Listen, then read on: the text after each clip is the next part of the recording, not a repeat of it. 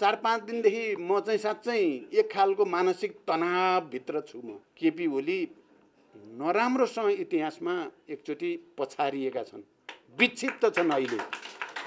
अब हिजो माधवजीले बडो बिल्कुल सही कुरा भन्नुभएछ क्या, आम माफीको घोषणा।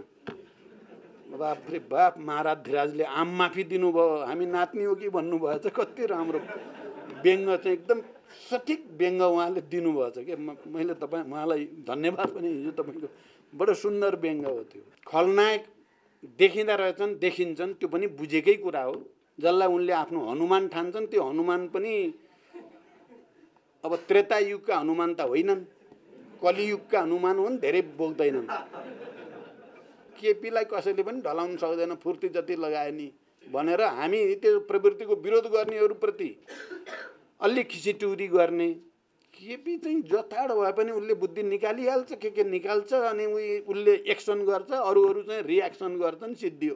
घेरा हालेर सिद्ध्याउन खोजिया थियो जुन मुद्दालाई, जुन आन्दोलनलाई, जुन लिडरसिपलाई, अहिले उनीहरू पछारिए झैँ पछारिएको स्थिति छ उनीहरू फेरि। त्यसकारण हामीले आफ्नो शक्ति सुदृढ गरेर मात्रै त्यसलाई सदाको लागि परास्त गर्न सकिन्छ र हामीले त्यो प्रवृत्तिलाई परास्त गर्नै पर्छ। अब त्यो कसरत हुँदाखेरि के साथीहरू बडो नपत्याउँदो किसिमले ढल्दिनु भयो। हालसालै पनि भयानक र डरलाग्दो विचलन, स्खलन, अनैतिकता चाहिँ पार्टी भित्रैबाट, पार्टी नेतृत्वमै भएका व्यक्तिहरूबाट भएको हामीले भोग्यौँ, देख्यौँ। यो सन्दर्भमा हामीले कमरेड नरबहादुर कर्मचारीको स्मृति सभा गर्दै गर्दा, उहाँलाई श्रद्धाञ्जली अर्पण गर्दै गर्दा हामीले लिनुपर्ने एउटा प्रतिबद्धता, हामीले गर्नुपर्ने प्रतिज्ञा भनेको हामी त्यस्तो हुने छैनौँ। हामी कमरेड नरबहादुर कर्मचारी जस्तै जीवनको अन्तिम क्षणसम्म पनि सिद्धान्त निष्ठा, राजनीतिक आदर्शप्रति समर्पित, क्रान्तिकारी पार्टी निर्माणको निम्ति सङ्घर्ष गरिराख्नेछौँ भनेर सङ्कल्प लिन सक्यो भने त्यो नै कमरेड नरबहादुर कर्मचारीप्रति सच्चा श्रद्धाञ्जली र सच्चा सम्मान हुन्छ। अहिले हाम्रो यहाँ म त अहिले मन्त्री बन्न म कहाँ दबाब दिने मान्छेहरूको हुल भित्रबाट आएको छु। म आतंक छ मेरो दिमागमा, कसलाई मन्त्री बनाउने, कसलाई नबनाउने।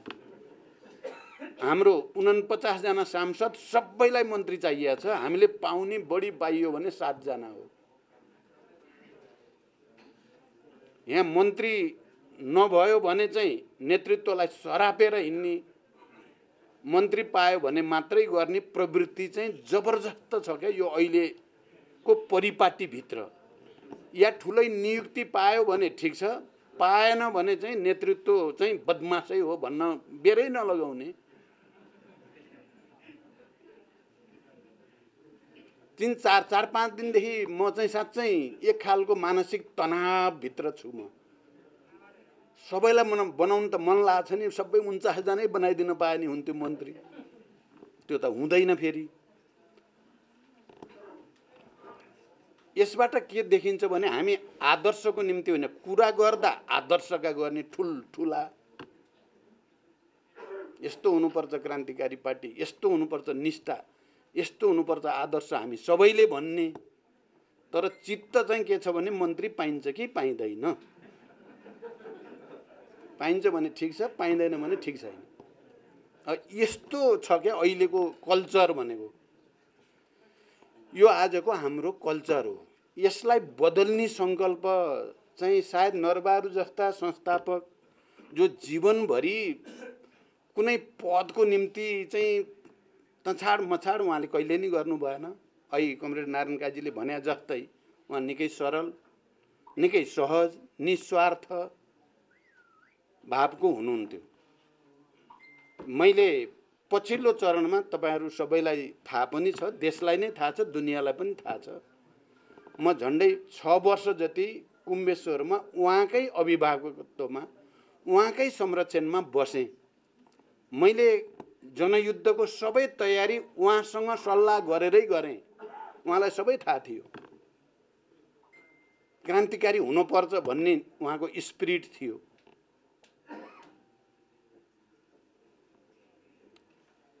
त्यो अवधिमा मैले नजिकबाट नरबहादुर कर्मचारी र उहाँको अरू परिवारका सदस्यहरू सबैलाई चिन्ने मौका पाएँ मैले, र मुख्यतः नरबहादुरजीको अभिभावकत्व चाहिँ मैले नजिकबाट महसुस गरेँ। उहाँमा कुनै दम्भ, कुनै अहङ्कार, कुनै पद प्रतिष्ठाको निम्ति लोभ थिएन। पार्टीका पछिल्ला केन्द्रीय समिति उहाँ आफू देहावसान हुनुभन्दा केही समय अगाडिसम्मका बैठकमा पनि उहाँ क्रान्तिकारी पार्टी निर्माणकै निम्ति कुरा गर्नुहुन्थ्यो। म अझै पनि त्यसको निम्ति चाहिँ सकेको चाहिँ गर्ने स्पिरिटका साथ प्रस्तुत हुनुहुन्थ्यो उहाँ।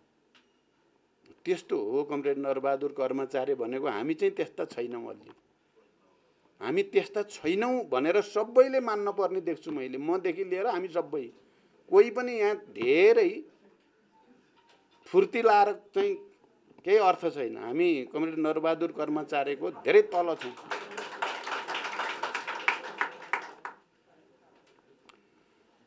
त्यसकारण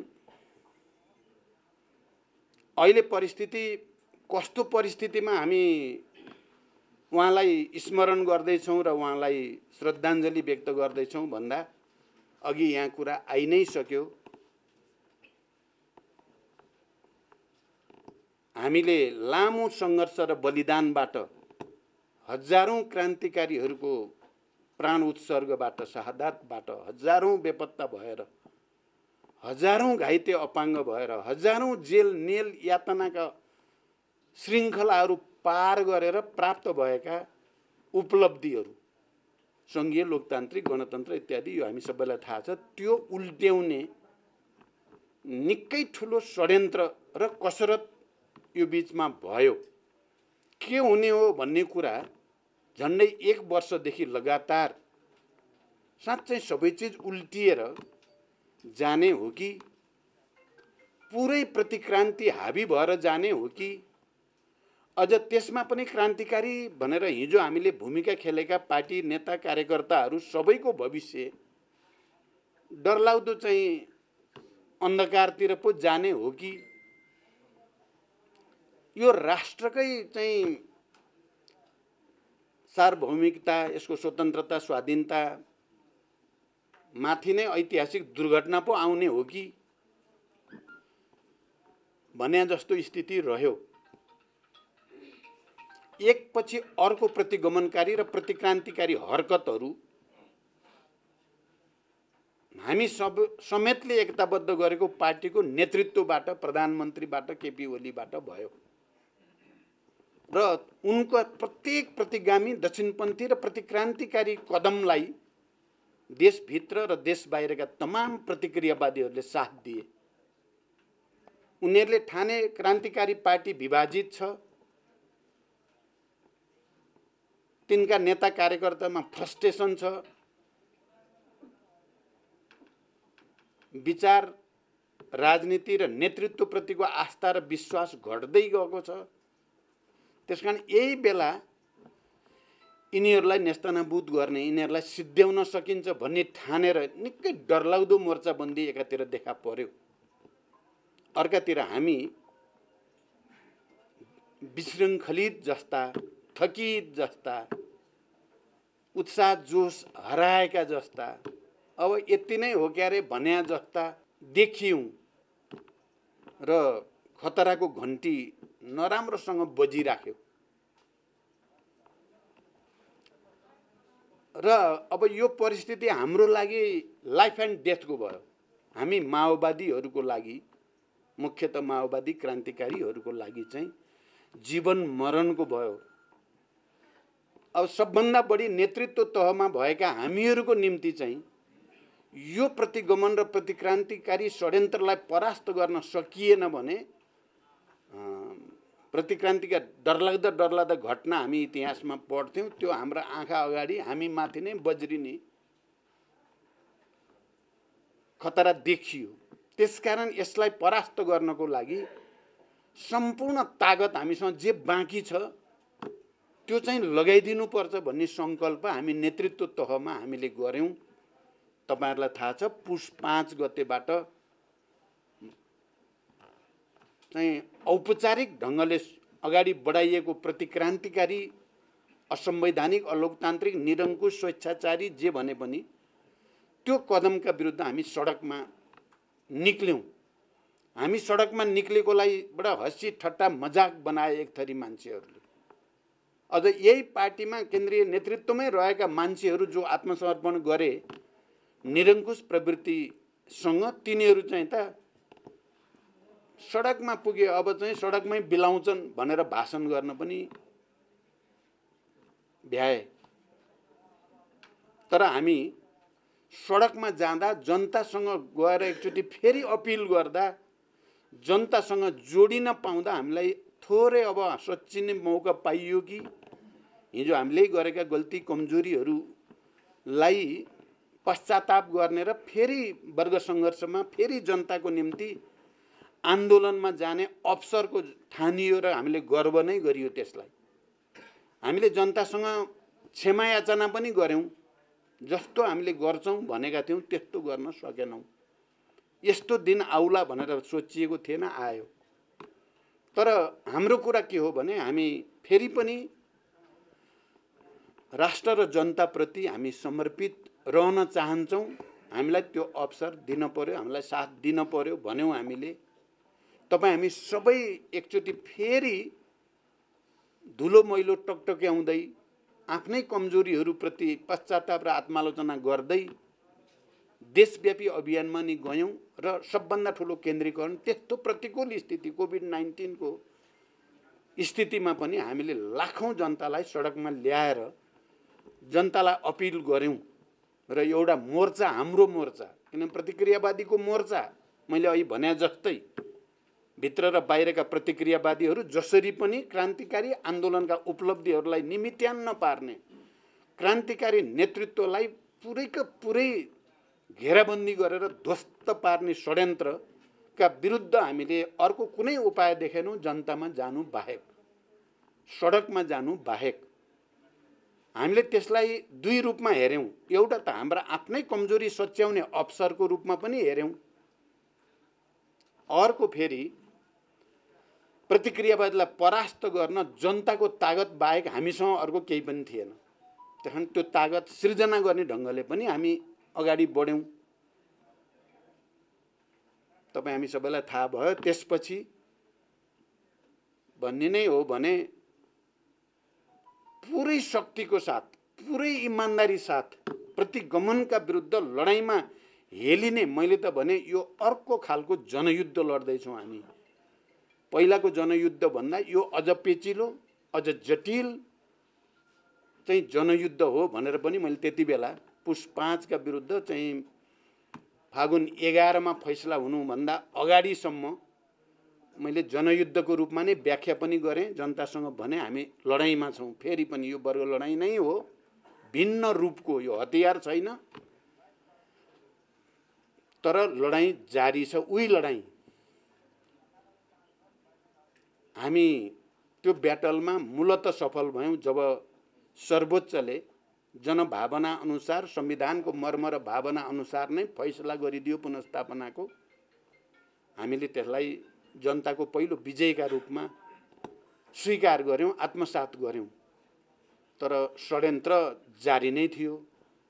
फागुन 23 अर्को चाहिँ हाम्रो त यो लडाईँमा या दुईटा आपसमा फाइट परेको बेलामा कहिले उनले चाहिँ मुक्का दिन्छ र तिल मिलाएर चाहिँ एउटा ढल्ने स्थिति बन्छ, कहिले उठेर अर्कोले मुक्का दिन्छ जस्तो भयो। त्यो बेला हामीले जनतालाई लिएर जनताको तर्फबाट एउटा मुक्का दिएकै हो।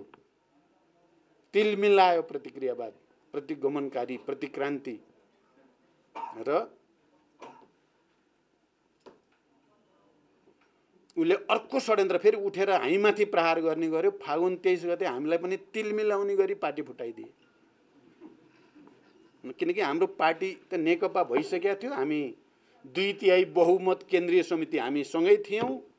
हामीले प्रतिगमनकारीलाई कारबाही गरेका थियौँ, निष्कासन गरेका थियौँ, भण्डाफोर गरेका थियौँ देशभरि गएर। त्यो पार्टीलाई 2 ठाउँमा भयौँ हामी। अर्को मुक्का आयो। अब त्यसपछि अब हामीले पनि दिनु पर्ने नै भयो। फेरि हामीले पनि फेरि तयारी सुरु गऱ्यौँ। अब यो यिनीहरूको मोर्चालाई हामी एक्लैले मात्रै लडेर हुँदैन, साथी खोज्नुपर्छ।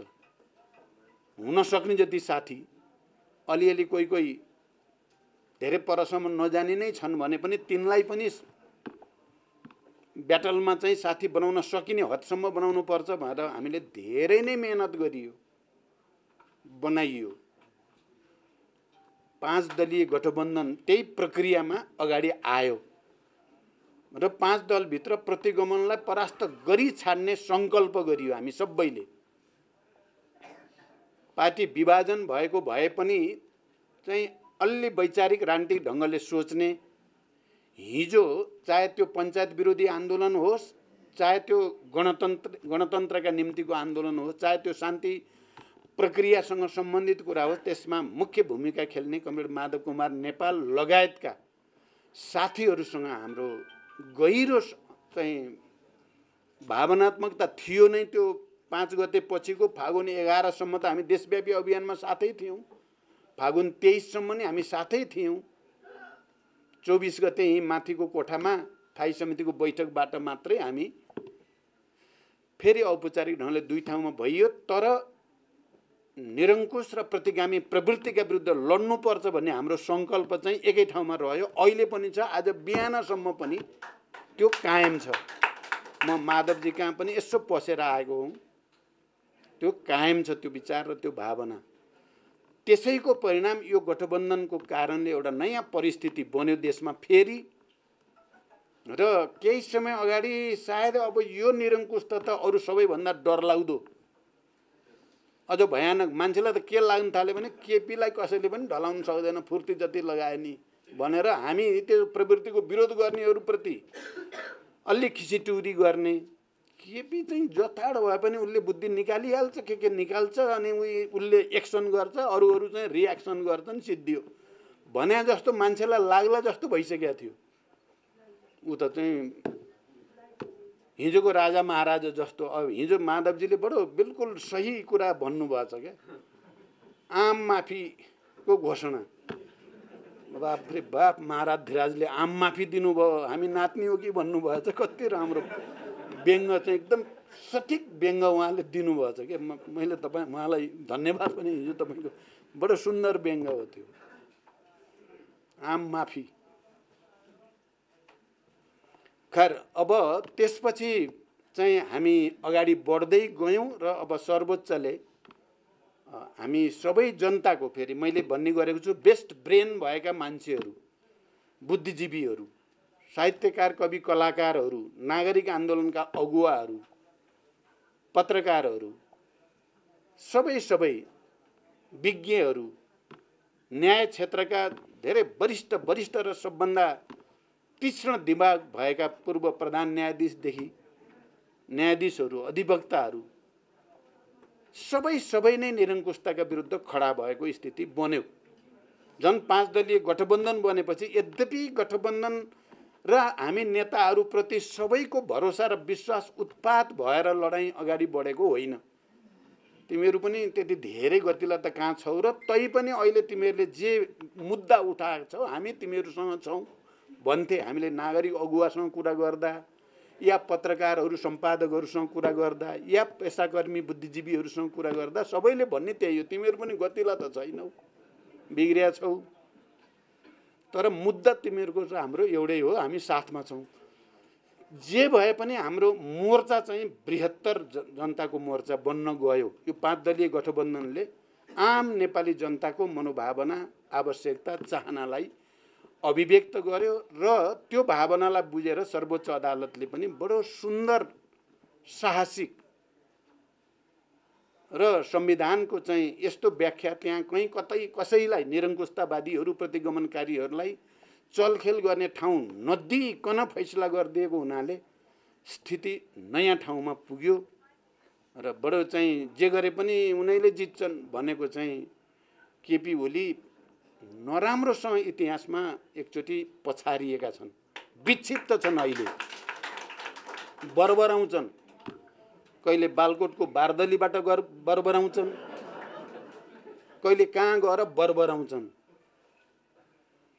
अब यो बरबराहट पनि उनको धेरै दिन रहन्छ जस्तो लाग्दैन। उनकै पार्टीले उनलाई चाहिँ चिन्ने क्रम सुरु भइसकेको छ। जसलाई उनले आफ्नो हनुमान ठान्छन्, त्यो हनुमान पनि अब त्रेता युगका हनुमान त होइनन्, कलियुगका हनुमान हुन्, धेरै बोक्दैनन्। त्यो दिन आउँछ भन्ने देख्छु मैले। अब तर फेरि हाम्रो अगाडि चाहिँ एउटा अवसर प्राप्त त भयो, एउटा ठुलै लडाईँ जित्तियो। झन्डै झन्डै संविधान र देश नै दुर्घटनामा पर्ने खतराको डिलमा पुगेको परिघटनालाई चाहिँ फेरि संविधानको रक्षा, सिस्टमको रक्षा, राष्ट्रियताको रक्षा, नेपाली जनताको आत्मनिर्णयको अधिकारको रक्षा गर्ने ठाउँमा चाहिँ त हामी आइपुगियो। तर हाम्रो अगाडि चुनौती रहित हामी छैनौँ। धेरै ठुल्ठुला चुनौतीहरू छन्। बुद्धिमत्तापूर्ण तरिकाले बडो चाहिँ गम्भीरताको साथ आत्मसात गरेर सामना गर्नु छ। सजिलो छैन। सरकारको तर्फबाट जनताको पक्षमा, राष्ट्रको पक्षमा दिनदिनै सानसाना भए पनि सकारात्मक काम हुँदै जान अनिवार्य छ। अहिले कुनै मन्त्रीलाई अलिकति पनि छुट छैन लापरवाही गर्ने। यो बाँकी अवधि राष्ट्र र जनताको पक्षमा। हुन त सरकारले अब ठिकै ढङ्गले नै सुरुवात गरेको छ। पहिलो त जनताको जीवन रक्षा, र त्यो जीवन रक्षा अहिले कोभिड-19 को दोस्रो भेरिएन्ट चलिराखेको छ, तेस्रोको खतरा छ। त्यसकोबाट जनताको जीवन रक्षा गर्न खोप खोप खोप भनेर जो सरकार आएको छ त्यो ठिक छ, प्राथमिकता। अन्य पनि यो राज्यलाई नै क्याप्चर गरेर देशमा निरङ्कुशता लाद्नको लागि जहाँ जहाँ सेटिङ गरेका छन् हिजोका प्रधानमन्त्रीले, ती सेटिङहरूलाई चाहिँ हामीले जनताको पक्षमा नियम कानुन सङ्गत ढङ्गले, विधिसङ्गत ढङ्गले ती सेटिङहरू भत्काएर सही सेटिङ गर्नु छ। र पार्टी मुख्य रूपमा पार्टीलाई एकचोटि फेरि जनतातिर फर्काउने, आफ्नो सङ्गठनलाई सुदृढ गर्ने, हामीले गरेका हिजोका गल्ती कमजोरीप्रति पश्चाताप गर्दै चाहिँ आफूलाई फेरि जनता र राष्ट्रको पक्षमा समर्पित गर्ने आवश्यकता हामी सबैको अगाडि छ। यो सजिलो छैन, भन्न जस्तो सजिलो छैन, तर असम्भव पनि छैन। किन हामी नै हो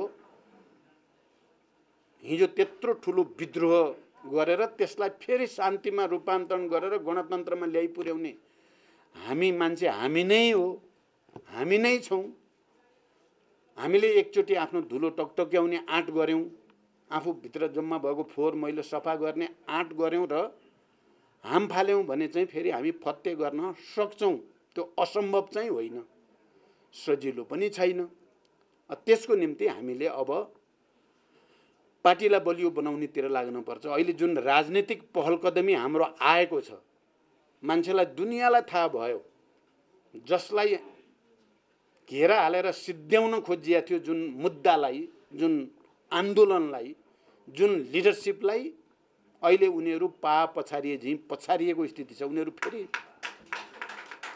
त्यसकारण हामीले आफ्नो शक्ति सुदृढ गरेर मात्रै त्यसलाई सदाको लागि परास्त गर्न सकिन्छ र हामीले त्यो प्रवृत्तिलाई परास्त गर्नै पर्छ। पुरै परास्त भइसक्यो भन्न हुँदैन। अहिले पनि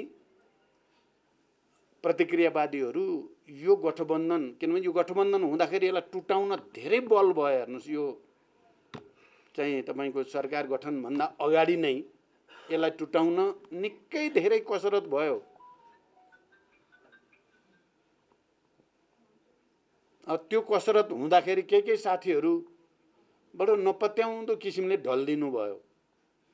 पछिल्लो राजीनामा प्रकरणसम्म तपाईँ हामीलाई थाहा छ, गठबन्धनमा राम्रो भूमिका खेलेका, बडो स्पिरिटको साथ गरेका साथीहरू पनि ढले।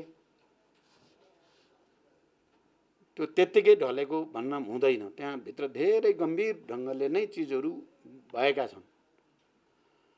त्यसपछि चाहिँ गठबन्धन टुटाउन नसकेपछि यो गठबन्धनलाई बहुमत प्राप्त नहोस् भन्नको निम्ति झन् ठुलो कसरत सुरु भयो। हामीले पनि जसरी पनि बहुमत पुर्याउनै पर्छ भनेर हामीले पनि सकेको तागत लगायौँ र हामी बडो अहिले यसलाई चाहिँ सुखद खुसी भन्नुपर्छ, झन्डै 2/3 बहुमत बनाइयो यो सरकारको पक्षमा पनि। झन्डै 2/3, हिजो झन्डै 2/3 भनिएको थियो केपी नेतृत्वको सरकार, हामी समेत थियौँ। अहिले हामी समेत भएको देउबा नेतृत्वको सरकार पनि झन्डै 2/3 मा पुगेको छ। यसबाट प्रतिक्रियावादीहरू निकै नै चाहिँ नसोचेको कुरा भएको ठानेका छन् र अझै पनि भत्काउने षड्यन्त्र छ। म भर्खरै फेरि प्रधानमन्त्रीसँग पनि एकछिन कुरा गरेँ, कहीँ नेताहरूभित्र कहीँ छिद्र छ कि, काङ्ग्रेस र कम्युनिस्ट बनाउन सकिने हो कि,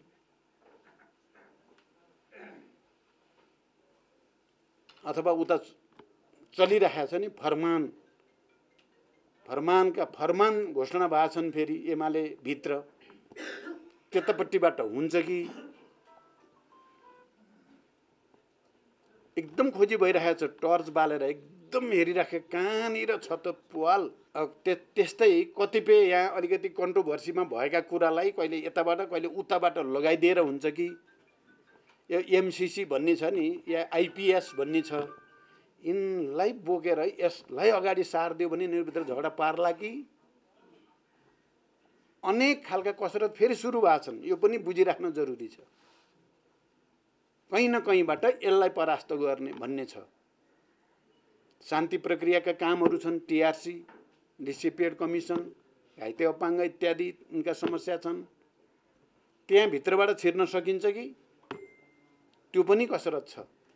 त्यसकारण कमरेडहरू, आज कमरेड नरबहादुर कर्माचार्यप्रति हामीले सम्मान व्यक्त गर्दै गर्दा, श्रद्धा व्यक्त गर्दै गर्दा यी यावत चुनौतीहरूको सामना चाहिँ एकमात्र फेरि हाम्रो बिचको एकताबाट मात्रै गर्न सकिन्छ।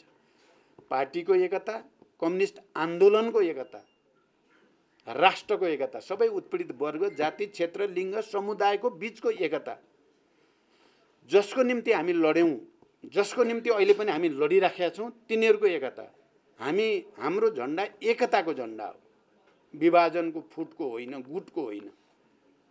हामीले उचालेको झन्डा, जति बेला कमरेड नरबहादुर कर्माचार्यलाई एकता केन्द्र गठनको बेलाको पहिलो अध्यक्ष उहाँ हो, म महासचिव हो। त्यो एकताकै झन्डा थियो र हामीले अन्तिममा नेकपा बनाउनको निम्ति गरेको पहल पनि कम्युनिस्ट आन्दोलनलाई एकताबद्ध गर्ने उद्देश्यद्वारा, त्यो सपनाद्वारा प्रेरित थियो। खलनायक देखिँदा रहेछन्, देखिन्छन्, त्यो पनि बुझेकै कुरा हो। तर आज पनि हामी कम्युनिस्ट आन्दोलनको एकताकै पक्षमा दृढताको साथ उभिनुपर्छ। हामी देशका सबै वर्ग, जाति, उत्पीडित वर्ग, जाति, क्षेत्र, लिङ्ग, समुदायकै पक्षमा, उनीहरूको हक अधिकार र पहिचानकै पक्षमा उभिनुपर्छ। हामी राष्ट्रको एकता, तराई, मधेस, पहाड, हिमाल सबै, र हामी नेपालको राष्ट्रिय स्वाधीनता, भौगोलिक अखण्डता, यसको पक्षमा हामी दृढतापूर्वक उभिनुपर्छ। हाम्रो तागत त्यही हो। हामी उत्पीडित वर्गको एकताको पक्षमा, राष्ट्रको एकताको पक्षमा, कम्युनिस्ट आन्दोलनको एकताको पक्षमा र राष्ट्रिय स्वाधीनताको पक्षमा दृढतापूर्वक उभियो भने हामीलाई कसैले पनि परास्त गर्न सक्दैन। हामी नै बरु कदम कदम गरेर उनीहरूलाई परास्त गर्न सकिन्छ। आज उनीहरू साँच्चै फेरि समीक्षा गर्न थालेका छन्। के भएको हो, सिद्ध्याइयो भन्ठानेको त अब त सिद्ध्याइयो, अब फेरि फर्केर आउँदैनन् यिनीहरू नेतृत्वमा भनेको त आए भन्ने कुरा अनौठो लाग्छ प्रतिक्रियावादीहरूलाई। के गरेर त फेरि आए केन्द्रबिन्दुमा। त्यसकारण यसलाई चाहिँ यो लडाईँ जारी छ, यो टुङ्गिएको छैन। त्यसकारण म सबै कमरेडहरूसँग बडो गम्भीरताको साथ अपिल गर्न चाहन्छु। हामी हिजो क्रान्ति, युद्ध, शान्ति प्रक्रिया, संविधान सभा, संघीय लोकतान्त्रिक गणतन्त्र घोषणासम्म जुन मेहनत, त्याग, तपस्या र निष्ठाका साथ काम गऱ्यौँ। अब त्योभन्दा बढी निष्ठाको साथ समर्पित भएर जनताको बिचमा गयौँ, जनतासँग एकाकार भयौँ, सङ्गठन सुदृढ र विस्तार गऱ्यौँ र यी मैले भनेका 4-5वटा कुराहरूको झन्डा, एकताको झन्डालाई दरोसँग उठायौँ भने हामी विजयी हुन्छौँ पुरै। र हामीले जो समाजवादको सपना अहिले देखिरहेका छौँ, समाजवाद निर्माणको चाहिँ दिशामा अगाडि बढ्ने सामन्तवादका अवशेषहरू, राष्ट्रिय स्वाधीनताको लडाइँलाई पनि समाजवादी रणनीति अन्तर्गत नै अगाडि बढाउने भनेर जे भनेका छौँ त्यो पुरा गर्न सकिन्छ। यही सङ्कल्प नै नरबहादुर कर्माचार्य जस्ता नेपालमा कम्युनिस्ट आन्दोलनका संस्थापक मात्रै होइन, सामन्तवाद र साम्राज्यवादका विरुद्ध क्रान्तिको पक्षमा अन्तिम समयसम्म पनि डटेर लड्ने हाम्रा संरक्षकप्रति सच्चा सम्मान र श्रद्धा हुन्छ भन्ने कुरा राख्दै फेरि एकचोटि कमरेड नरबहादुर कर्माचार्यप्रति श्रद्धाञ्जली व्यक्त गर्दै बिदा हुन्छु। धन्यवाद।